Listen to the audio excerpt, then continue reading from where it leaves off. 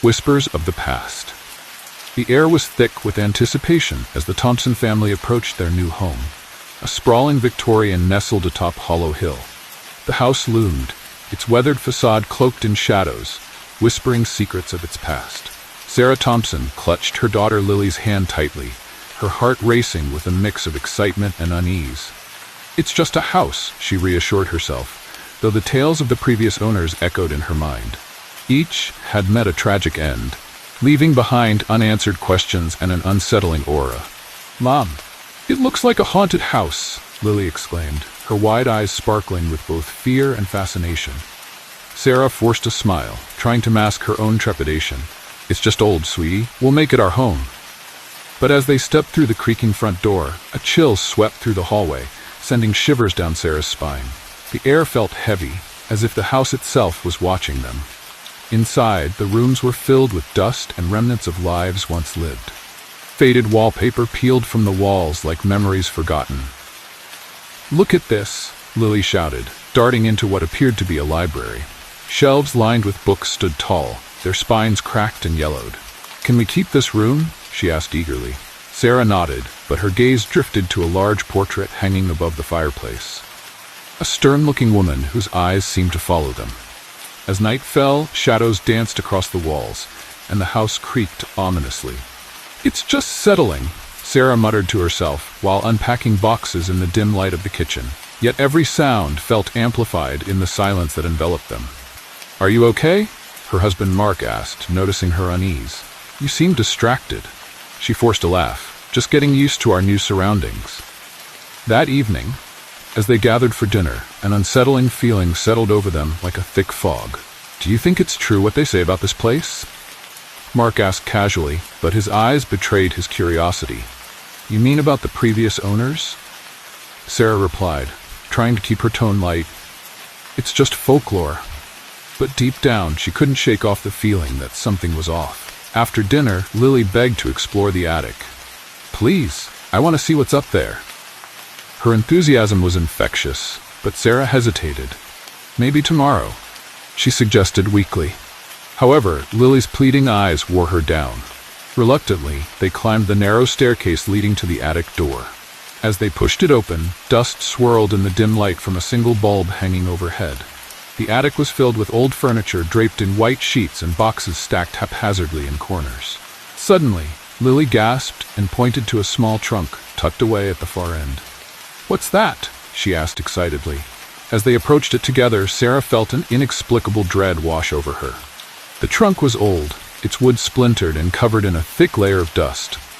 Sarah knelt beside it, her heart racing as she reached for the rusty latch. "Are you sure we should open it?" she asked, glancing at Lily, who was practically bouncing with excitement. "What if it's something really cool?" Lily replied, her eyes shining with curiosity. With a deep breath, Sarah unlatched the trunk, the creak echoing in the stillness of the attic. Inside lay a collection of faded letters tied with a fraying ribbon. Sarah carefully lifted them out, her fingers trembling slightly. The first letter was dated decades ago, written in elegant cursive. As she read the words, a chill crept up her spine. It spoke of despair and isolation, detailing the writer's descent into madness after moving into the house. "Mom, what does it say?" Lily asked, peering over her shoulder. "It's just an old letter," Sarah replied, trying to maintain a calm facade. But as she continued to read, the words became more disturbing. The writer described hearing voices at night and feeling a presence that never left. "I can't stay here any longer," she had written. "The house wants something from me."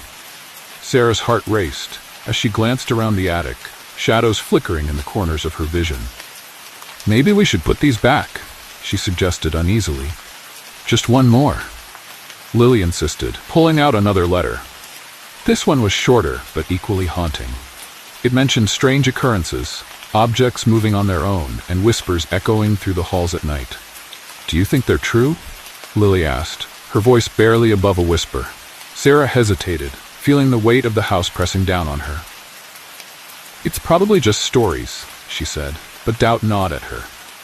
That night, as they settled into bed, Sarah couldn't shake off the feeling that they weren't alone. Every creak of the house seemed amplified in the silence of their new home. Mark turned to her, sensing her tension. "You're still worried about those letters?" he asked softly. "They're just old tales meant to scare people." But Sarah wasn't convinced. Something about this house felt alive. Around midnight, a soft whisper echoed through their bedroom. Faint but unmistakable. "Mom?" Lily's voice broke through the darkness, filled with fear. "Did you hear that?" Panic surged in Sarah's chest as she nodded slowly. "It's probably just the wind," Mark said dismissively, but his voice lacked conviction. They lay in silence, straining to hear anything beyond their own breathing.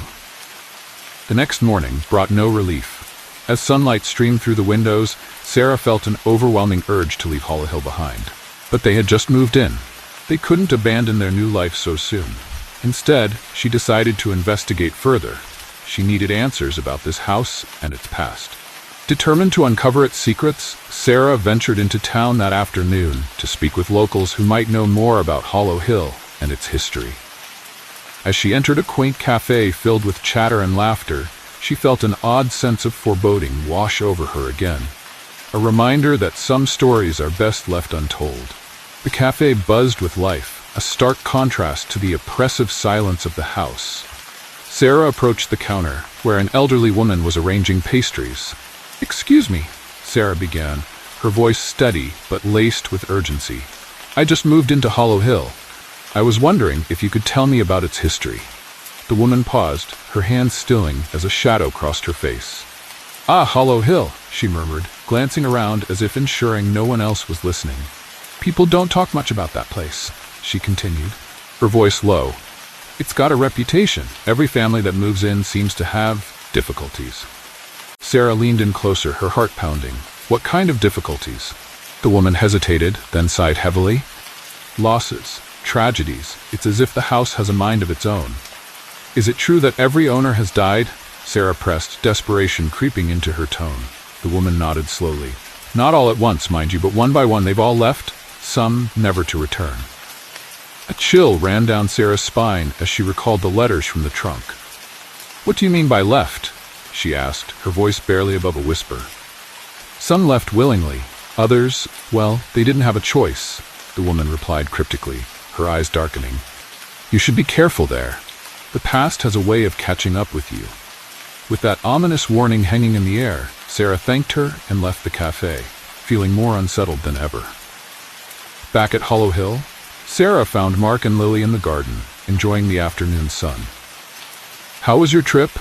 Mark asked casually, but Sarah could see concern etched on his face. "I learned some things about the house," she said cautiously. "It's not just folklore. There's something dark about its history." Mark frowned but remained silent, his expression suggesting he was trying to process this new information. That evening, as they sat down for dinner, Sarah couldn't shake off the feeling of dread that had settled over her like a heavy blanket. She glanced at Lily, who seemed unusually quiet. "Are you okay, sweetie?" she asked gently. Lily looked up with wide eyes and whispered, "I heard whispers again last night." Sarah's heart sank. It was becoming harder to dismiss these occurrences as mere imagination. After dinner, Sarah decided to confront her fears head-on. She gathered Mark and Lily in the living room and recounted what she had learned in town. "We need to understand what we're dealing with," she insisted. Mark looked skeptical, but nodded slowly. "All right," he said reluctantly. "Let's look into it together." That night, they scoured online archives and local history books for any mention of Hollow Hill and its former residents. As they pieced together fragments of stories, families torn apart by tragedy and mysterious disappearances, an unsettling pattern emerged. Each family had reported strange occurrences before their eventual demise or departure. Suddenly, Lily exclaimed from her spot on the floor, holding up an old newspaper clipping she had found buried in a stack of papers. It detailed a fire that had consumed part of the house decades ago, an incident that claimed several lives but was shrouded in mystery. "Look at this," she said excitedly but nervously. As they read through the article together, a sense of foreboding enveloped them once more. The fire had been ruled accidental, yet witnesses spoke of strange lights flickering in the windows before it started, a detail that sent chills down Sarah's spine. "We need to leave this place," Sarah finally said after a long silence filled with tension and uncertainty. But deep down, she knew they were tied to this house now. Leaving would mean abandoning something they hadn't yet fully understood. The decision to leave Hollow Hill weighed heavily on Sarah's heart, but the more she learned, the more she felt trapped. That night, as they prepared for bed, she couldn't shake the feeling of being watched. The house creaked and groaned, echoing with memories that felt alive. "Mom, can we sleep with the lights on?" Lily asked, her voice small and frightened. Sarah nodded, her own fear mirrored in her daughter's eyes. As they lay in bed, Sarah listened intently for any sign of the whispers that had haunted them. But the night was eerily quiet. Mark turned to her, concern etched on his face. "You really think we should just pack up and leave?" he asked. "What if it's just a phase? We could try to make it work." But Sarah shook her head. "I don't want to take any chances with our family's safety." The next morning, they began packing their belongings, but an unsettling stillness hung over the house. As they worked in silence, Sarah felt a sudden cold draft sweep through the living room. She turned sharply, expecting to see Lily playing nearby, but found only shadows dancing in the corners. "Did you feel that?" she asked Mark, who nodded slowly, his expression growing serious. Suddenly, Lily appeared at the top of the staircase, her face pale and drawn. "Mom, there's someone in the attic," she cried out, her voice trembling with fear. Panic surged through Sarah as she rushed to her daughter's side. "What do you mean?" she asked urgently. "I saw a woman. She was standing by the trunk." Lily's eyes were wide with terror. Mark exchanged a worried glance with Sarah before they ascended the stairs together. As they reached the attic door, Sarah hesitated. Every instinct screamed at her to turn back. But they had to face whatever was haunting them. With a deep breath, Mark pushed open the door. The attic was empty, except for dust motes swirling in the sunlight streaming through a small window. "There's no one here," Mark said cautiously, scanning the room. But Lily pointed to the trunk they had opened days earlier. It stood ominously in the corner as if waiting for them to return. "Maybe it was just a shadow," Mark suggested weakly, but Sarah felt a chill run down her spine as she approached the trunk again. "No," she said firmly. "We need to confront this." She opened it once more and found not only the letters but also an old photograph, a faded image of a family standing proudly in front of Hollow Hill. "Who are they?" Lily whispered as she peered over her mother's shoulder. The faces looked eerily familiar. Something about their expressions sent shivers down Sarah's spine. They seemed almost alive, their eyes filled with sorrow and longing. Suddenly, a loud crash echoed from downstairs. A sound so jarring that it reverberated through their bones. "Stay here," Mark ordered as he dashed down the stairs, leaving Sarah and Lily alone in the attic with their fear. As they waited in silence, Sarah felt an overwhelming sense of dread wash over her. She could hear faint whispers again, soft and pleading, calling out from somewhere deep within the walls of Hollow Hill. "Help us," they seemed to say, echoing through time itself. Just then, Mark returned, his face pale and shaken. "We need to go now," he urged urgently. "Something is very wrong." Without hesitation, they hurried down the stairs and out of the house into the cool night air. As they reached their car, parked on the gravel driveway, Sarah glanced back at Hollow Hill one last time. The house loomed behind them like a dark sentinel, silent yet alive with secrets that would remain forever hidden within its walls. With their hearts racing and fear propelling them forward, they drove away from Hollow Hill into an uncertain future, leaving behind not just a house but echoes of lives intertwined with their own fate.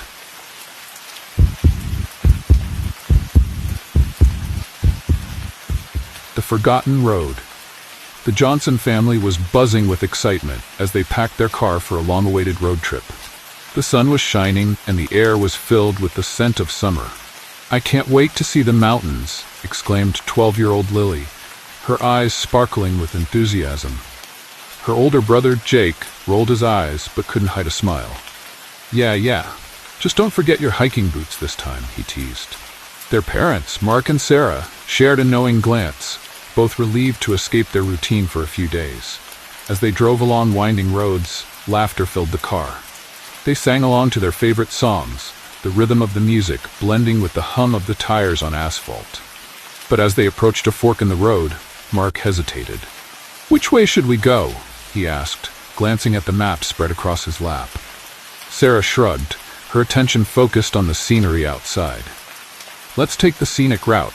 It'll be an adventure," she suggested. Mark nodded and turned left, following a narrow gravel road that twisted deeper into the woods. The trees grew denser, their shadows creeping across the windshield. "Are you sure this is right?" Jake asked, squinting at the map. "It doesn't look like there's anything ahead." Mark waved him off, confidence masking his uncertainty. "It's just a shortcut," he insisted.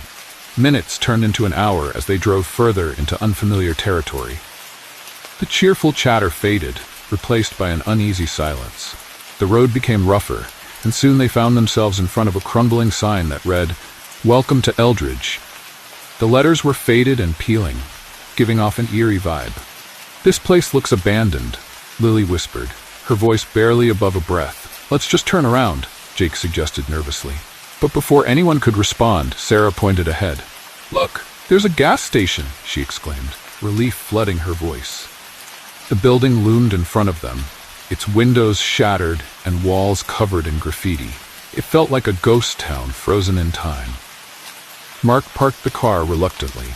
"We'll just ask someone for directions," he said, trying to mask his growing anxiety. As they stepped out into the oppressive silence of Eldridge, an unsettling feeling washed over them.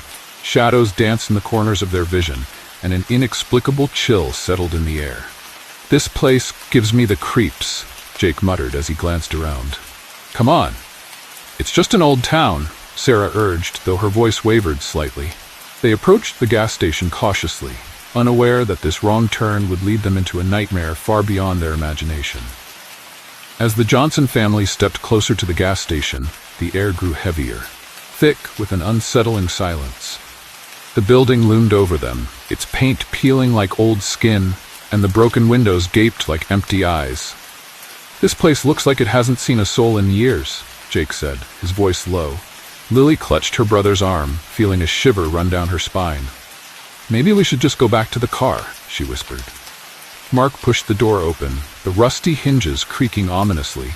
Inside, dust motes danced in the dim light, filtering through the grimy windows. Old newspapers littered the floor, yellowed with age, and a faded calendar hung on the wall, stuck on a date from decades ago. "It's like a time capsule," Sarah said, her curiosity piqued despite the unease settling in her stomach. "Anyone here?" Mark called out, his voice echoing through the empty space. Silence answered him. The family moved deeper into the station, their footsteps crunching on broken glass and debris. In one corner stood an ancient cash register, its keys rusted and stuck.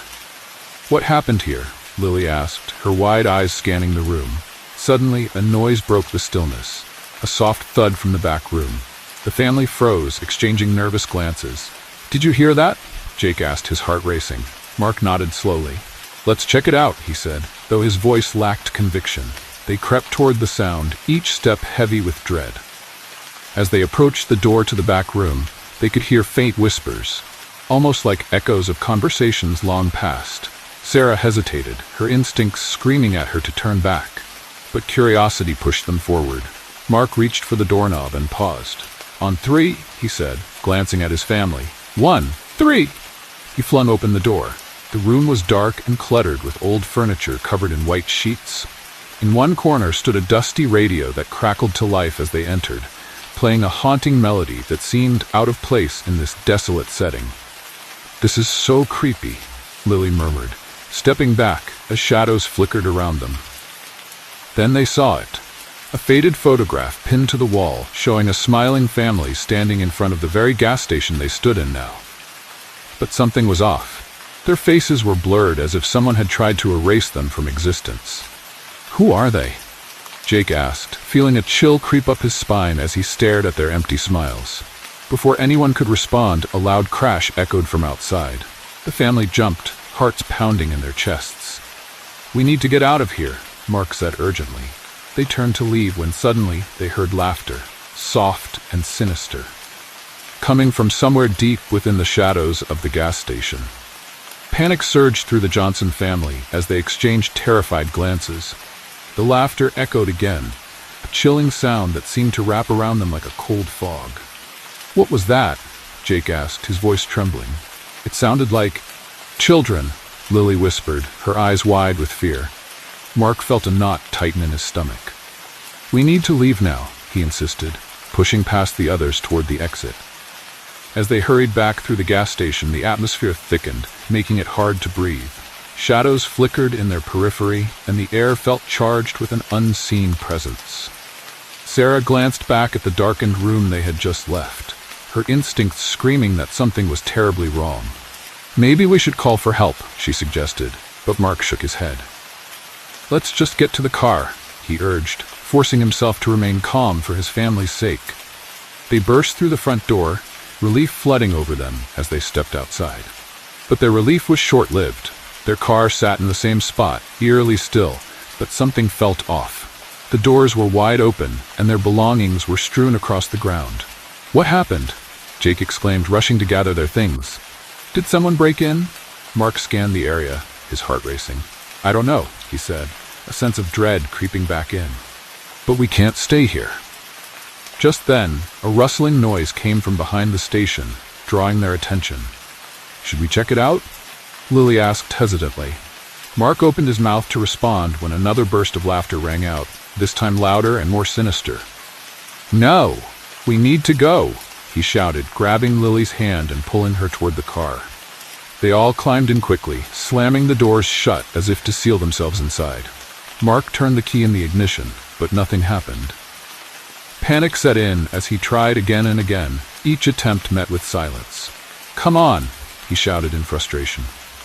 Sarah looked around desperately. There's got to be someone nearby who can help us, she said, her voice shaking. Just then, a figure emerged from the shadows of the gas station. A girl no older than Lily, with wild hair and dirt-smudged cheeks. She stood barefoot on the cracked pavement, her eyes wide and unblinking. You shouldn't have come here, she said softly, her voice eerily calm amidst the chaos. Who are you? Jake demanded, trying to sound brave despite his fear. The girl tilted her head slightly as if considering him. This place is cursed, she replied cryptically. Once you enter Eldridge, you can never leave. The family exchanged horrified looks as they realized they were trapped in a nightmare far beyond their understanding. The girl's words hung in the air like a dark cloud, suffocating the Johnson family. What do you mean we can't leave? Mark asked, his voice strained. The girl took a step closer, her bare feet silent on the gravel. They don't let anyone go. You have to find the others, she said, glancing nervously over her shoulder as if expecting someone to appear. Others? What others? Sarah pressed, her heart racing. The girl hesitated, her gaze darting to the shadows behind the gas station. The ones who came before you, she whispered. They're still here, trapped.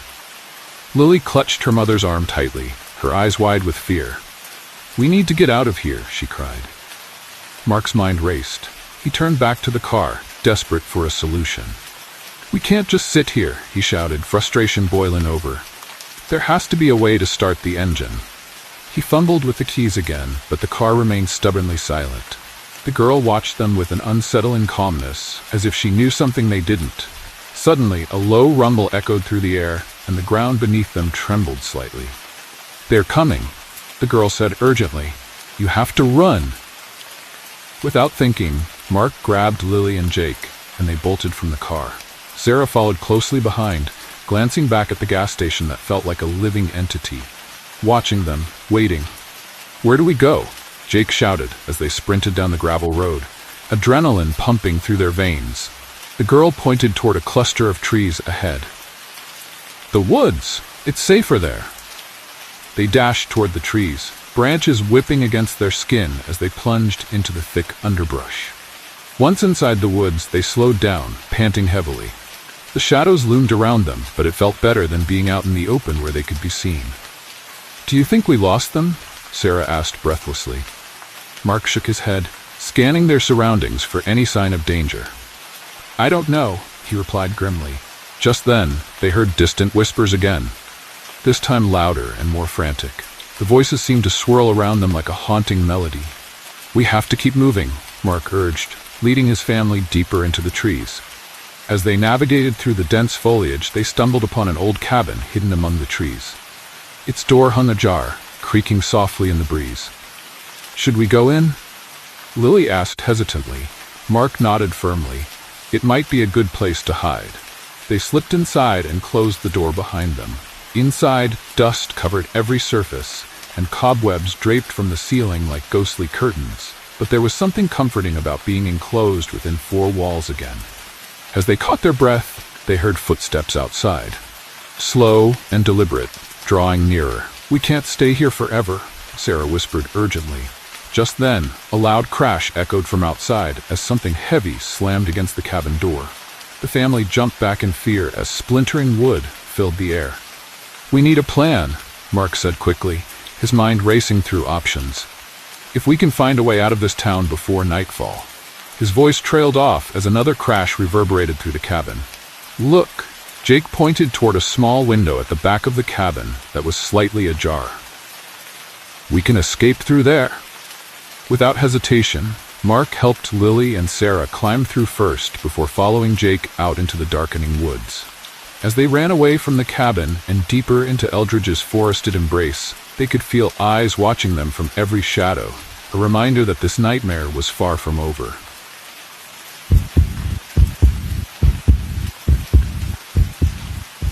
The shadows of Maplewood. The small town of Maplewood was a place where secrets nestled comfortably among the neatly trimmed hedges and white picket fences. It was here that Clara Bennett arrived, suitcase in hand, seeking refuge from her chaotic life in the city. She had inherited her grandmother's old house, a Victorian relic that loomed at the end of a winding road, its paint peeling like forgotten memories. As she stepped onto the property, a shiver ran down her spine, but she brushed it off as nerves. After all, she was here to start anew. Clara's first evening in Maplewood was quiet, almost too quiet. The townsfolk seemed friendly enough when she ventured out to the local diner for dinner, but their smiles felt rehearsed, their eyes lingering just a moment too long. "You must be Clara," an older woman said, her voice warm yet edged with something unspoken. "We've heard about you. Your grandmother was quite the character." Clara smiled politely, but felt a chill at the mention of her grandmother. She had only vague memories of the woman who had raised her mother. Back at the house, Clara explored the dusty rooms, filled with relics of the past. A faded portrait of her grandmother hung in the hallway, eyes seeming to follow her as she moved. "What were you hiding, Grandma?"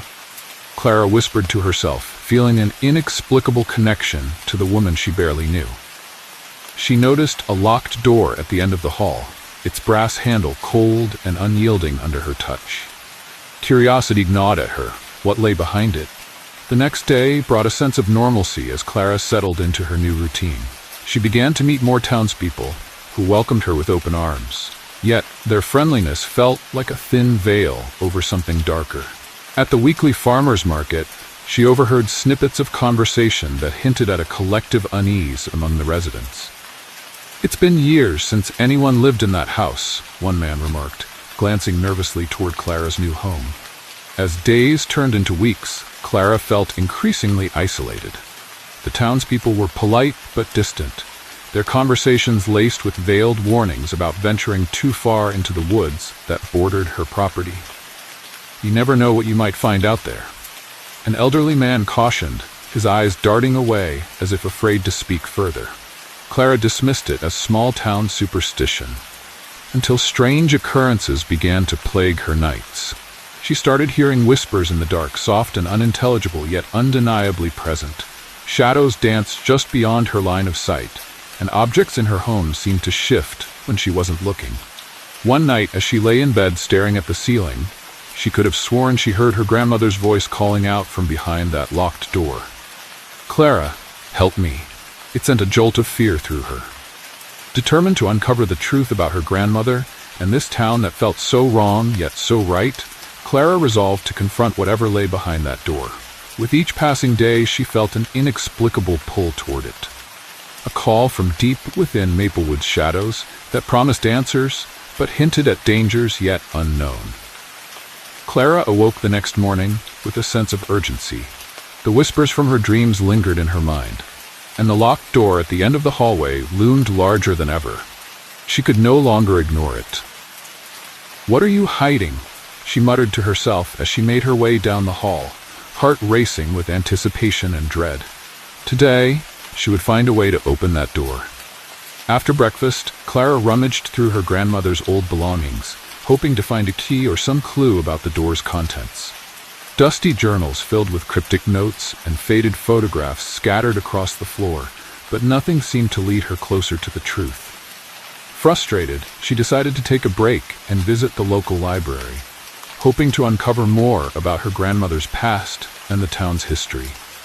The library was a quaint building, its shelves lined with books that smelled of age and wisdom.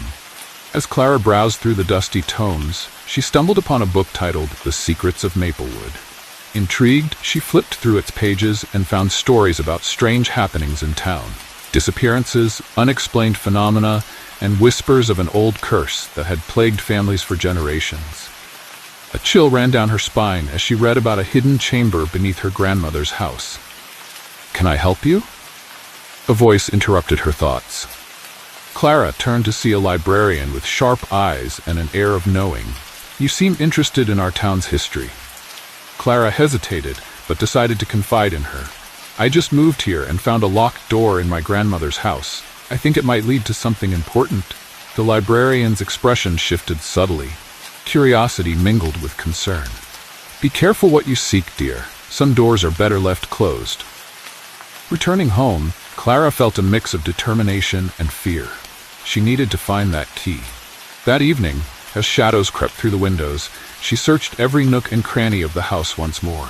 In an old trunk in the attic, she discovered a small box adorned with intricate carvings.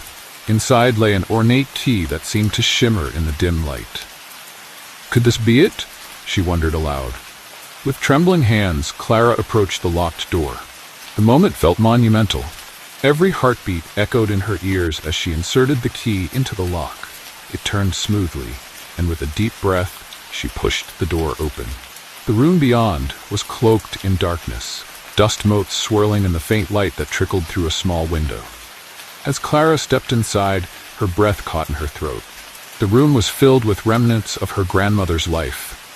Old furniture covered in white sheets, forgotten trinkets lining the shelves. But what caught her attention was a large mirror standing against one wall.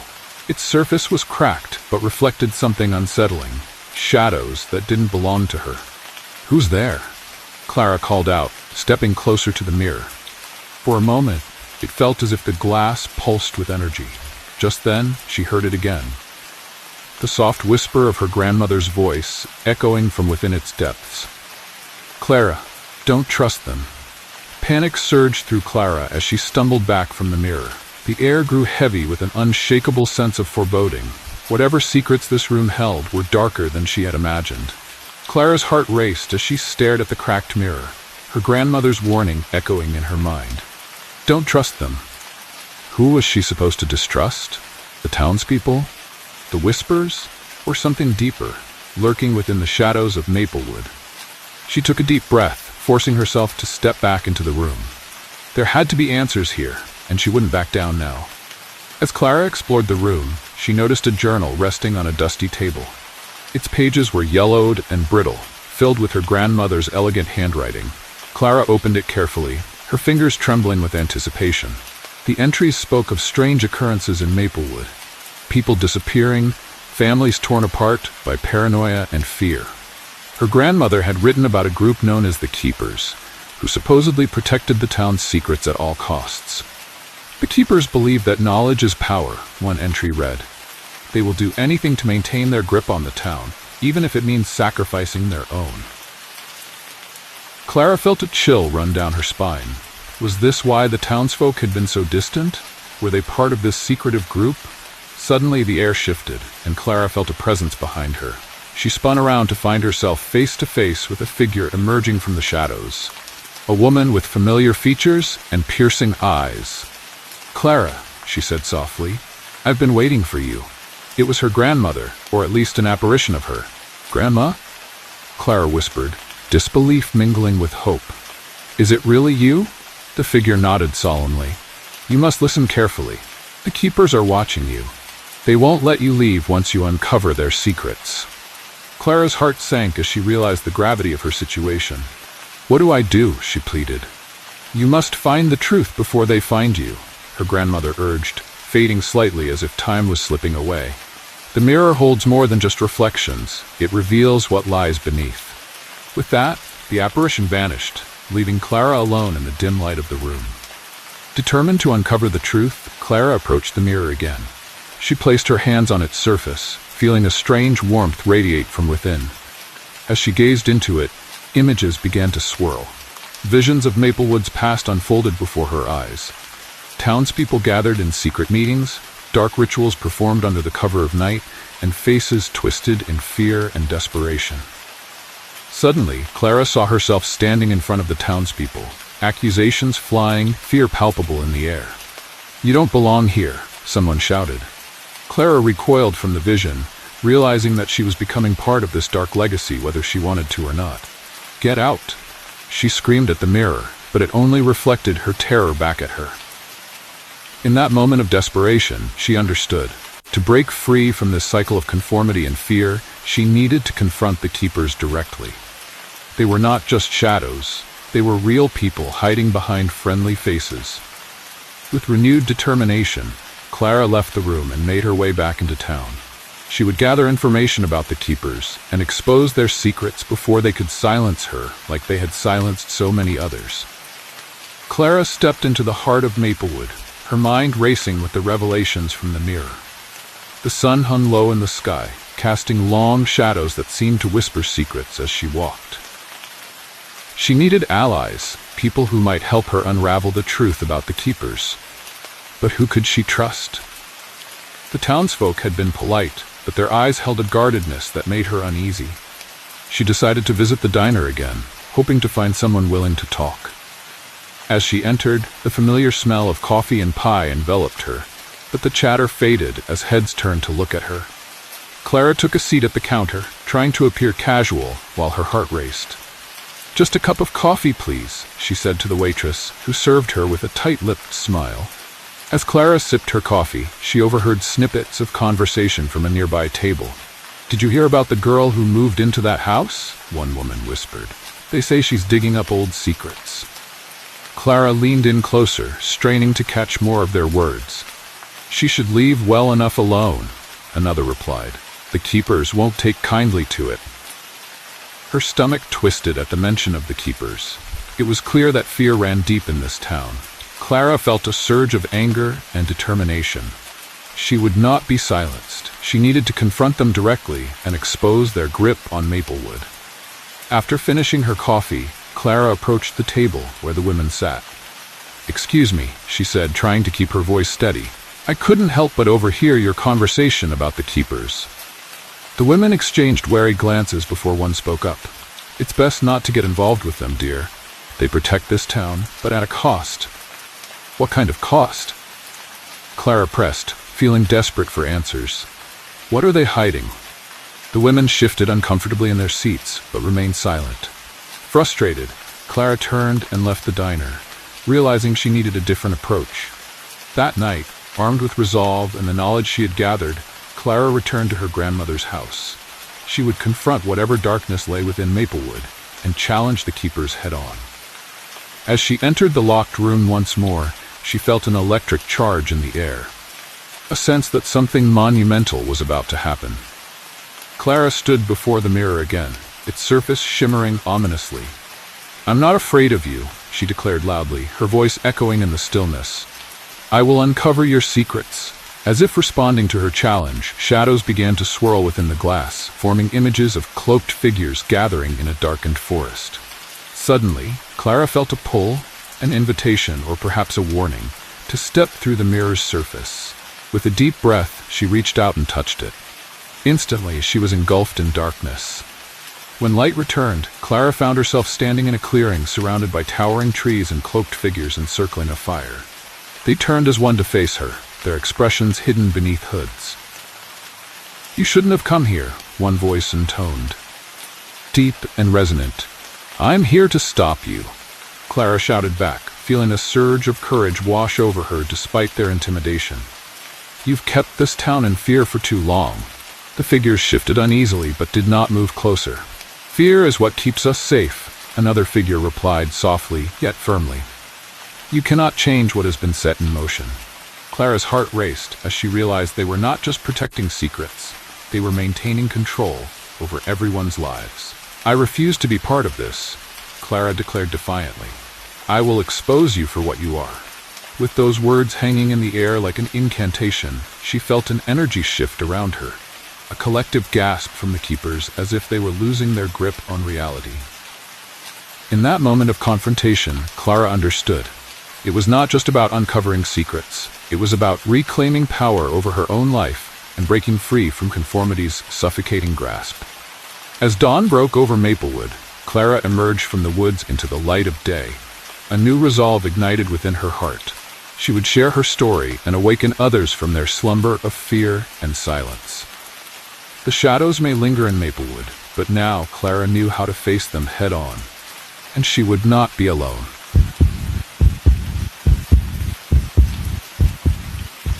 Thanks for joining us in the shadows tonight. If you enjoyed these chilling tales, don't forget to hit that like button and subscribe for more spine-tingling stories every week. Have you got a story of your own? Share it in the comments below. We love hearing from you. And remember, the darkness holds many secrets. Are you brave enough to uncover them? Until next time, keep your lights on and your doors locked. Sweet nightmares.